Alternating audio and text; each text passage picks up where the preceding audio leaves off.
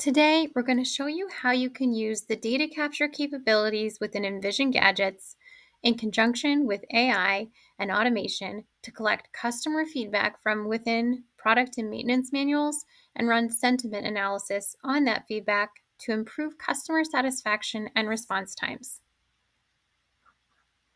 So, looking at this simple use case, we have a maintenance manual for an industrial oven.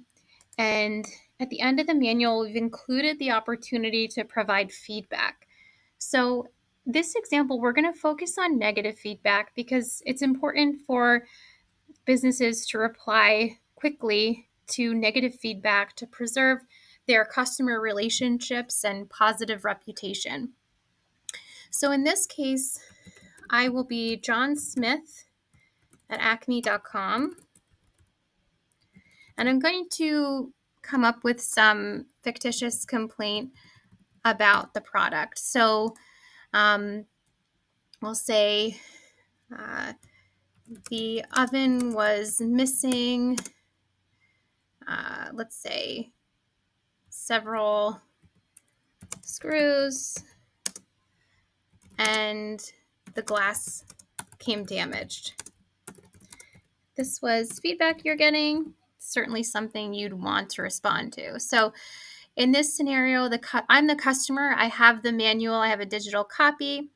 Maybe I accessed it through a QR code that came with the product, or maybe I found it on the website for the company. But regardless, I've gone through the manual and I've submitted this feedback. So this is where the magic happens. So on the back end of our application in the admin area, we have the ability to set up webhooks and data queries. So what we've gone ahead and done in this example, we have two different queries. One goes in and collects feedback. One goes in and collects emails. These are essentially the tags on these fields. So we have a tag called email and a tag called feedback.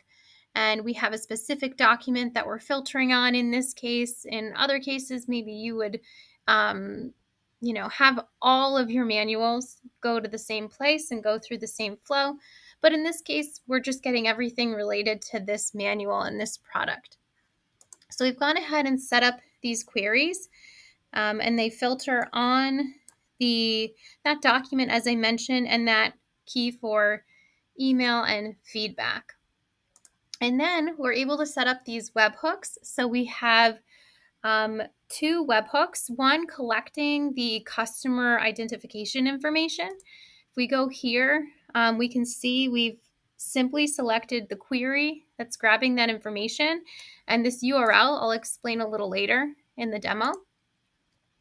And then we have the actual feedback collection. So in this one, we're just collecting that query that grabs feedback. And then again, I'll explain this URL where it's pointing to in the third-party software later in this demo.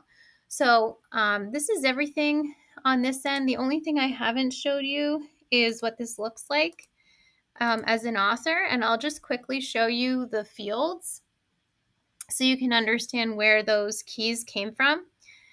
The keys can be set up on your own. So if you, so it can be a little bit easier to manage if you give it an intelligent name. And you'll see those keys are actually coming from the IDs for email and feedback. And that was the placeholder text we saw. So this is everything on the Envision side. And then the next part of this, there's two different automations that go on. So we're using Microsoft Power Automate. And this is a simple automation. We're using this manual webhook HTTP request here. And when we create this, we have a URL that's generated that we can use and point our data to. And then we can use some tools and grab the payload. And then if we go in here, we can generate the schema from the expected payload, and that's where we see all this JSON here.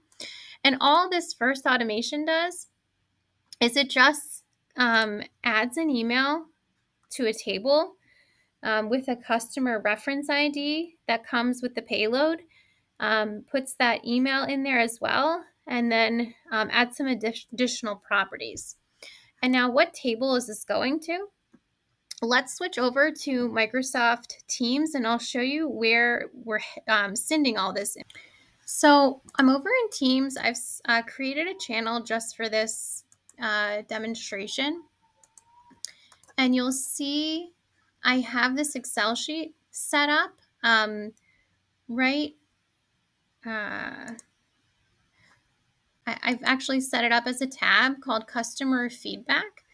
And there are 2 sheets within this Excel document, and there's a table in each. And when I say table, I literally mean a table. So you'll have to insert a table in Excel for this flow to work. But I have customer contacts and customer feedback.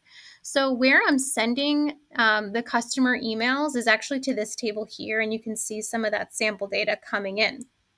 And we see that automation that I just showed you worked here. We see that John Smith contact email coming through. So let's go to the second part. We're going to talk about how we are processing the customer feedback. So in this second automation, we're doing a lot more. So this is actually this is the test run. We can see everything succeeded. But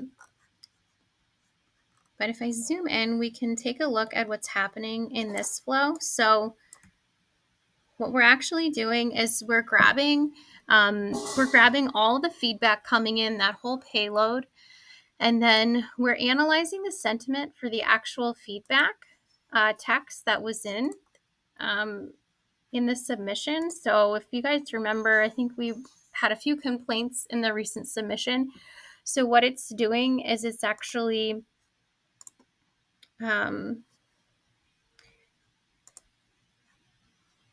it's giving us the opportunity to grab the overall sentiment from the text that we are pulling into this. So this is using Azure AI to do the sentiment analysis. And then we're adding that feedback as a row in the table. We're matching the customer reference ID to their email. We're just storing that email for later. And then we have some conditions here. If the feedback is negative, then if that's true, then we're sending this adaptive card in Teams with a predetermined message. We're pulling in the feedback that we got. We're pulling in the customer email. And then we have some clever things here to allow users in Teams to claim it, initiate an email with some boilerplate text, and then also resolve it and update that Excel sheet when it's done. So you'll see a switch statement underneath that one for if they claim it, then we'll do something, and I'll show you that in Teams. If they resolve it, we'll update that Excel tracker that feedback's been resolved, and we'll also do something in Teams just to post a message. And then if it's positive, we're still collecting it in that Excel from this part of the flow, but we're not necessarily doing anything with it. So let's go over to Teams and see what the final product looks like. All right, so now we're in Teams and we can see the output of that adaptive card that we posted. Here we'll see that email address and the feedback from the original document. And then we have some options here. We're assuming that maybe we have multiple users that share this channel to respond rapidly to customer feedback. So as soon as somebody sees an issue that they want to deal with, they can claim it. So nobody else is going to start working on this issue. And then we start an email. So here we see the email. We have some things we filled out. We pulled over that original email address. We have the complaint, and then we have some area for me to respond as I manage this issue. Let's say that I sent a response and it was resolved. I could go ahead and mark it as resolved. This will close the the chat with some information on who it was resolved by. And then in the customer feedback table, we'll see that issue was resolved.